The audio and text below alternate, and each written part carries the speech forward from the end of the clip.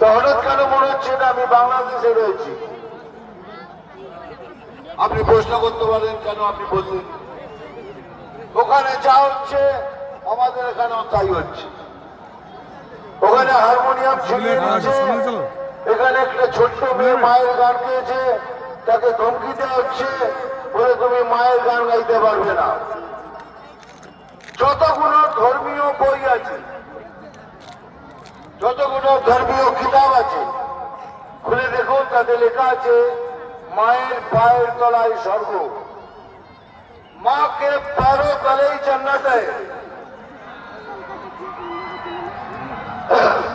अगर माँ के पैरों तले जन्नत है তাহলে মা সম্প্রদায় গুলো কি করে ছেড়ে দিন?